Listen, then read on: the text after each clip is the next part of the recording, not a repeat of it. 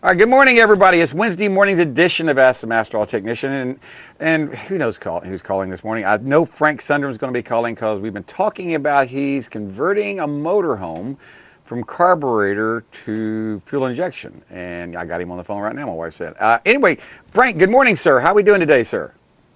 We're doing okay. Good morning. Good morning. It is sunny here in Bunnell, Florida, where the sun has just come up. Well, it is rainy in Panama City, where the sun hasn't come up yet, but it's trying to. But you're down there in Bunnell, Florida, and you've got a gentleman that's experienced down on how to convert carbureted engines over to fuel injection. And what are you finding out about how much trouble it is to convert from carburetor to fuel injection for those people out there that may have a collectible they want to do that to, like you have? Well, let me start by saying this, that first of all, it probably is a good move, but when you read all the literature and you look at all the YouTubes and all that, they're kind of misleading because it doesn't take an hour and it doesn't take 4 hours, because by this time in a vehicle's life, everything is a little bit different from the way it left the factory. True. Yeah. So, and in the case of a motorhome, lots of things are different when it left the factory. True. So, yeah. So you get stuck on certain things. Like yesterday, I had a fun time trying to locate a fuel. They're replacing the engine-driven fuel pump with an electrical fuel pump to get the high pressure needed for fuel injection. All right. So, could not find one. You're talking could about not find the block-off plate. The plate. Could not find the block-off plate. They're kind of rare to find nowadays because there's no carburetor cars out there. They're almost an obsolete part. Well, the other thing that's hard to find are good parts guys at the counter. Yeah, you know what? You got me. That is so true. Finding someone that knows about how to do this stuff. Most of those guys like my age we're dead or we're retired, or, because carburetors have been gone since what, 81, 82? I mean they've been gone. Mid-80s. Yeah, they've been gone for a long time. And then most people, even my guys, I tell them, I say, hey, I got a car with a carburetor coming in. I need you to look at it. They look at me like, what do you want us to do to it? I want you to fix it. And they kind of like, we don't do carburetors. Yeah. That's because that technology is obsolete now. But you and I both know that carburetors are still used, because you brought me your lawnmower the other day, and we had a little jet clogged up, knocked it right out. Everything works like it's supposed to, I guess. And it didn't take all day, but it's not as efficient as fuel injection. But hopefully you're putting throttle body fuel injection on it, and it fits like the throttle body, like where the carburetor is. You got 2 injectors. Is that the type system you're putting on? Oh, this is the kind that has 4, because it has primaries and secondaries. Okay, so you got 4 injectors. Okay. It's a big block. It's an Oldsmobile 455, which can gulp a fair amount of fuel with or without fuel injection. Absolutely.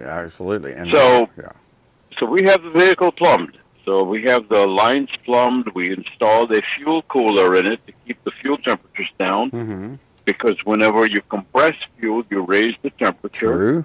And then the excess goes back into the tank, and so before we sent it back into the tank via the fuel return, we wanted to cool that gas off so it didn't heat up the gas that is in the tank. Right. So much so that it would start boiling in the tank. So the big obstacle now is to just make a fuel pump block-off plate, because we can't find one. Oh, where can I take? Now, I bet you I know where you can find it. I bet you, and there's something out there. I bet you they're still around. You remember the old J.C. Whitney magazines? Are they still around? I bet you if you Google J.C. Whitney, and I bet you they will have that obsolete part. And that's probably what you're going to have. Now, you can make one. It's not that hard. But you could also do like a lot of people that I know have done. They take that arm. They'll take a Ziz wheel, and they'll cut that arm off on the fuel pump that's riding on the cam lobe. They'll cut that off and just leave the mechanical fuel pump up there minus lines. There's no lines on it. It's just blocked off using the old fuel pump. You could do it that way. And that would might be the thing we do, because I do want to try to finish it up today. Well, what I would do is take that fuel pump off, take my Ziz wheel, cut the arm off on it, remove both my lines, stick it back up there with the gasket, and now it's blocked off. Well, you took me somewhere, and I actually have been to J.C. Whitney's in Chicago many, many times. The parts house itself in Chicago, there are actually two parts houses there. The first time I went there, went looking for J.C. Whitney's. It was at the edge of Chinatown in Chicago. Mm-hmm. And it was a shop called Warshawski's, which was the name of the original shop. Okay. And then when they decided to go into the catalog business, which was the Harbor Freight of their day, our day, whatever. Mm-hmm, sure was. Where you went and you got catalogs, and you bought the first catalog, and from then on for the rest of your life, you got J.C. Whitney catalogs. It seemed like every couple of weeks you got one. You sure did. Yes. And it was required bathroom reading.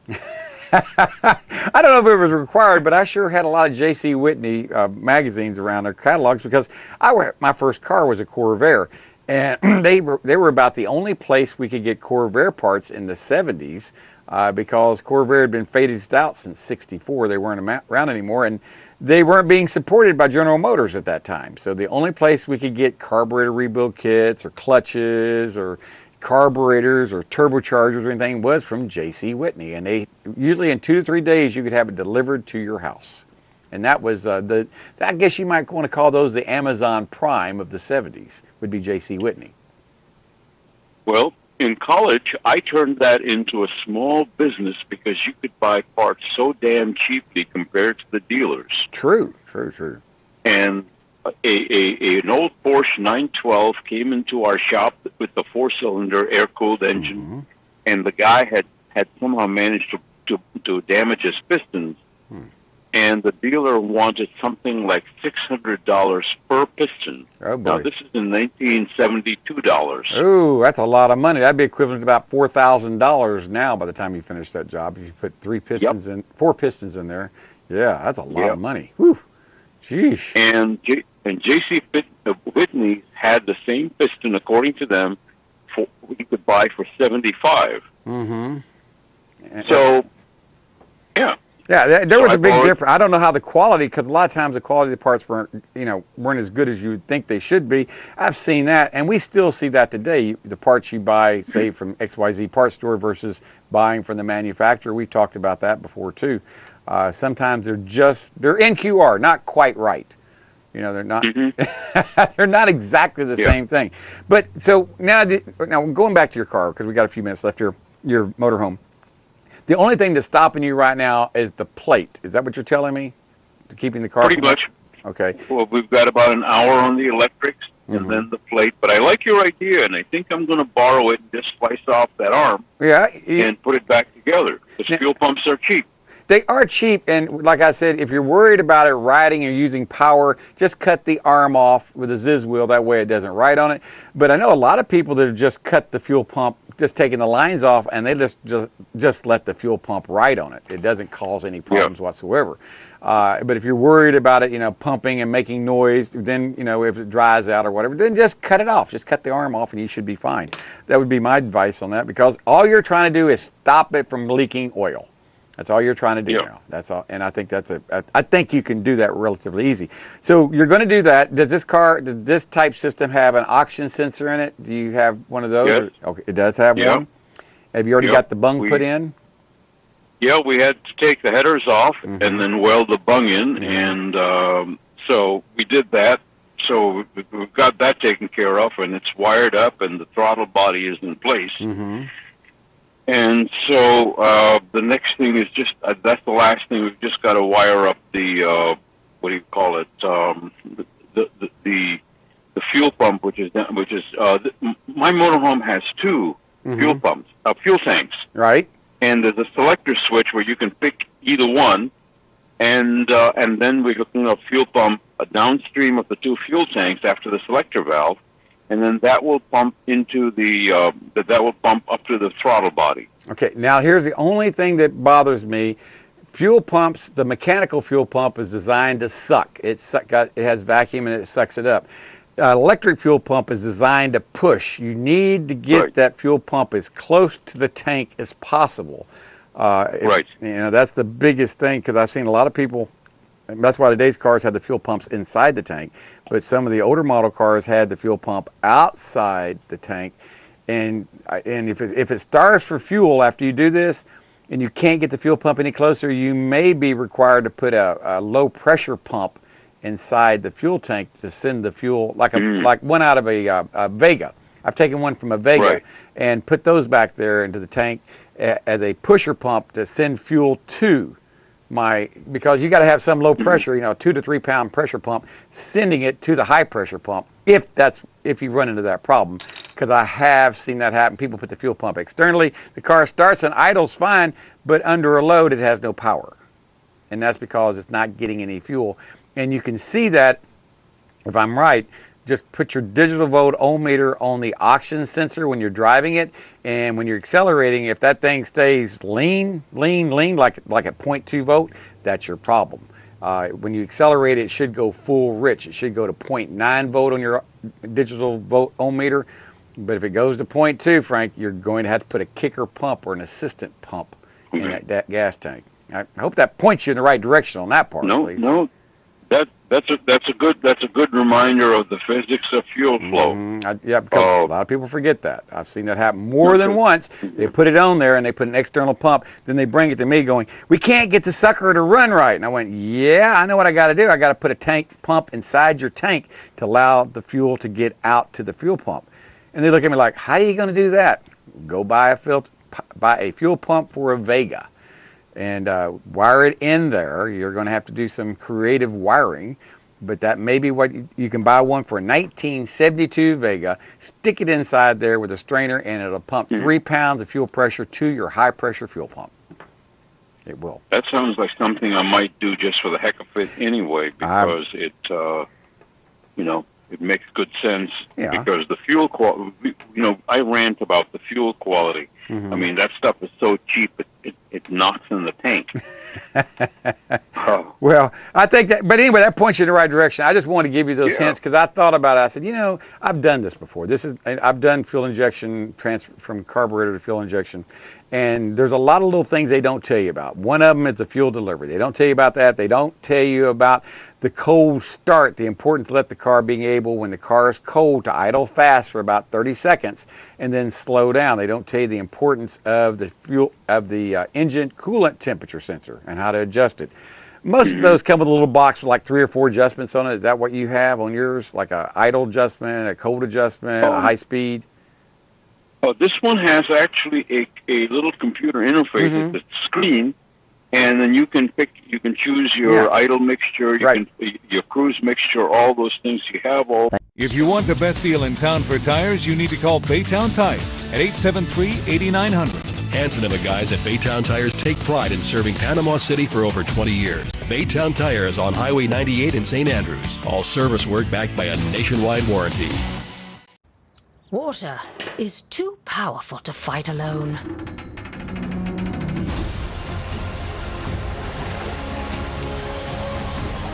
Mr. Router Plumbing. Sink, shower, and toilet emergency drain services. All right, good morning, everybody. This is Wednesday morning's final segment. Right here, we have Karen Schoen calling all the way from Greenwood, Florida. Karen, what's on your mind? I know the political season's heating up, and I know you usually have a comment or two about that. Well, I find that the political season is quite interesting, especially since the Democrats have decided that they are actually going to be. You broke up. What, the Democrats are actually going to do what? Socialists who are coming out of the closet. Well, I got a feeling my Democratic friends that I know, they're scratching their head going, we don't recognize what's going on. We don't like this. And I went, well, then you need to do something about it. I mean, I know the Republican Party did not like it when there was people like me, talking about Ron Paul, talking about being physically, being socially responsible, socially liberal, as well as making sure that we, keep people out of keep the government out of our lives. The Republicans didn't like that, and they told me you need to join another party. Well, the Democrats told the other Democrats, we don't like Bernie Sanders, and so I think they've started their own party now. I think they got the Socialist Democrats now. I believe you are correct, and it's a very scary thing. And I feel, having been at one time a liberal Democrat, and seeing what has gone on to the Democrat Party, I don't recognize the party anymore. You're absolutely right. It is a little scary. It is a little scary out there, but now, we're not. That's going to have to be figured out. I mean, right now, I think people don't realize what socialism really is, because I think our school districts teach that. I think our school districts teach socialism. I think they promote socialism, not maybe saying socialism's good, capitalism's bad, but in their actions speak louder than words. When school starts, when school starts in a couple of weeks, the kids will come in for first grade or K2 or K5, whatever it is, and the teachers will confiscate their pencils and papers and all the stuff they brought, and then equally divide it out among the children that didn't bring anything. So those that brought a lot will get, what they need, and those that didn't bring anything will get what they need too. So that's what I'm talking about, how socialism is taught in schools, and because that's what I'm seeing, and that's why I think they think the way they think. You're absolutely right, and by focusing on equality and using race as the barometer, equality of what? Equality of nothing begins to make sense anymore, because you can't have a society based on everyone being equal, because people are not equal. We're true. Equal under the eyes of the law, but we each have different abilities. We are equal within our own abilities of being able to promote and succeed in our own ability. But the last thing that I would want to look at is a car. Other than putting gas in and changing the tire, the last thing I would want to look at is a car. That's not my aptitude. Well, but this is what makes America great. Everybody fulfilling their own destiny and then coming together. But what we have is being divided, and that's never good. Yeah, if you can divide people, and that's one of the things I find that a lot of people that like to show, that want to have discourse and have people upset at each other, keep them divided. If you keep people divided where they can't get on the same side as each other and find common ground, you're always going to have discord. And that is what I think that a lot of people in power, those that have the power, like to keep people divided. I see that in commercials for people running for office. You've seen that Adam Putnam's office talking about one of his competition wanted to add a 23% sales tax to people. And I'm sitting there going, does he not know the truth that 23% sales tax was to get rid of the IRS, to where we had a fair tax? What I see people promoting out there is only half truths. I think that's a large part of the problem that we're facing in just about everything. We're only getting half the truth. Yeah. And it doesn't matter who we're even listening to or which side, we're not getting the whole story. Yeah. And you can't make an informed decision unless you have all the facts, and then you can evaluate them. But what's happening, I believe, is that people are taking other people's word for it without doing any investigating themselves, and that's why we have created such a mess that nobody is cohesive anymore. And one other thing, though, socialism, I just want everybody to understand the roots of socialism, a very simple sentence. And the goal of socialism, according to the father and founder of socialism, one of them, Vladimir Lenin, said that the goal of socialism is communism. That is the ultimate goal. That is the ultimate goal. That is the ultimate goal. Communism is the total control of all goods and services through distribution and production, controlled by the state, controlled by the government. That's correct. And I think that's what a lot of people don't realize, that's the ultimate goal of socialism is communism. And they're kind of like, well, I can't believe that. Well, history is what we seem to forget, and we keep repeating it over and over and over again. And I've heard them say, well, we'll do it different this time. And I hear people, we've had presidents say, well, under our watch, our socialism may be better. But we've seen socialism here in America. It raised its head permanently here in America, I should say, in the 40s with Franklin Delano Roosevelt's the New Deal, and of course social insecurity and all these things right here, because they didn't expect back then. People didn't live past 62 years old, pretty much. I mean, that was about the average. That's absolutely right, and that's another factor. It's the same thing with our justices. You appoint a justice for life to the Supreme Court for life when life used to be 62 years old, except in the case of Oliver Wendell Holmes. Mm-hmm. But very few justices made it past 65, and now what Ruth Bader Ginsburg wants to be 85. Well, so God bless her, and that is terrific for her, but I don't think that's what the founders quite had in mind. No, she'll just sleep. Yeah, she wants to be on for another 5 years. She'll just sleep the other 5 years as she, hearing cases. You'll sit there. They're not allowed to have cameras in there, so only thing you can do is I've seen a few sketches of people. You have sketches in there and listening, and you'll see a couple of the sketches with her eyes closed, like she's in deep thought. Like she's in deep thought. I think she's in deep thought. Right? Deep thought. But yeah, but it is. But yes, there's a lot of things that are wrong with this country, but there's a lot of things that are right with this country. And one of the things that I think is right about this country is we can change fast. When we can change on a dime and kick back 9 cents change if we have to.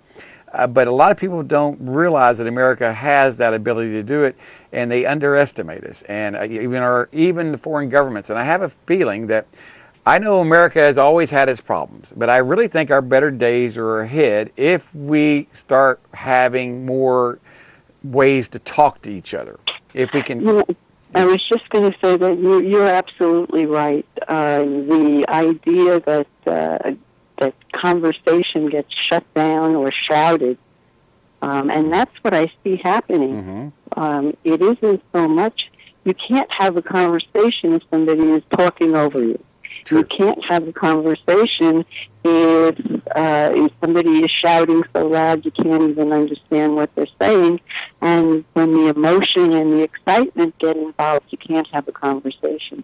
So we all need to take a deep breath, tone it down quite a bit, and listen to each other, because that's part of conversation also.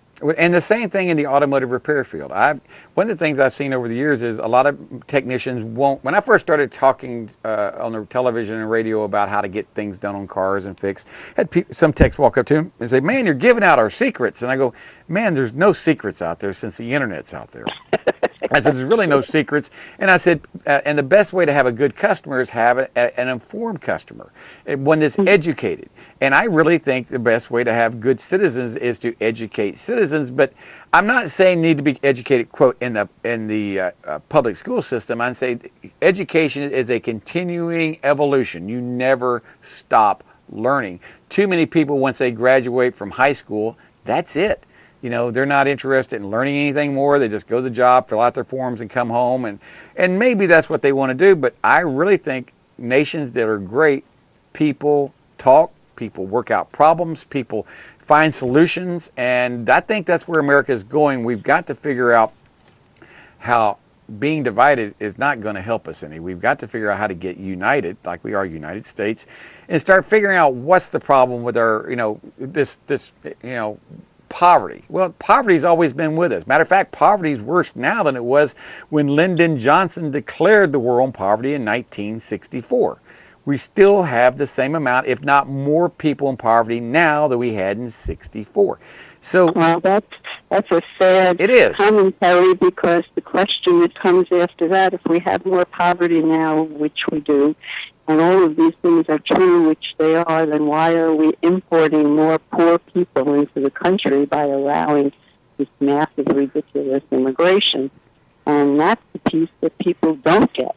Well, you don't have a right to come to America just because you want to. No, we don't have that. You have a right to apply right to be accepted, but you don't have a right to break a barrier and infiltrate and break our laws. That's not a right. It's the same way about joining the military. I had someone the other day say, well, they won't let gays in the military. And I went, I'm going to be honest with you. I said, the military is a very selective group. Not everyone qualifies. If you got flat feet, they won't let you in there. If you got web feet, they won't let you in there. If you're colorblind, you can't be in certain.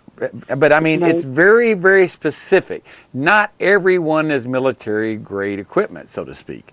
Not everyone is government issue, and that's the thing, that they're selective. And people, I guess they just want everybody to be able to do everything, and that's not the way it works. Not everyone should be a mechanic. Not everyone should go to college. Not everyone should be a doctor or a lawyer. But people should do what they are. What did they used to say? The jack of all trades is the master of none. Yes, they did.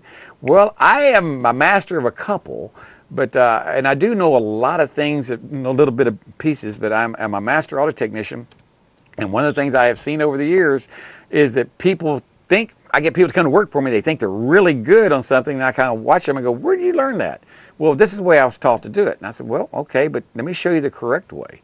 Because a lot of people get taught the wrong way, thinking it's something to do because they were taught that way. And I had a few things. Mark Sarlo's explained to me that, we were taught that putting batteries on concrete would drain them down. That's not true. That doesn't happen. But we were taught that. There's a lot of little things that we were taught as truths growing up and working on cars that come to find out they're not true. And they're what we call. They're old wives' tales. They really don't make any sense. They used to at one time, but they don't make sense anymore. Well, that's it. They used to at one time, and they don't make sense today, which follows the whole pattern.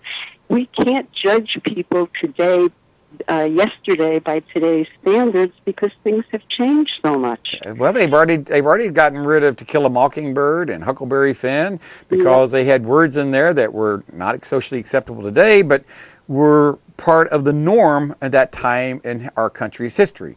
And then sadly, when that happens, we eliminate our history. And that's, you have to be able to filter. You have to be able to, to teach and explain. So you teach and explain what the words are, and then when you read a book like that, you understand why it was used at that time and why social things were not the norm at that time. There were other things that were more pressing. That's true. That's weird. Karen, on that note, hopefully we'll get some pressing things taken care of in our society in the next few months. But I really do believe our better days are ahead of us. I know a lot of people may disagree. I agree with you, and we have to vet our candidates very carefully. And anybody that is, to me, in the Democrat Party, the first question I would ask them. It's going to be an interesting year. That really will be true. All right. It will be. All right.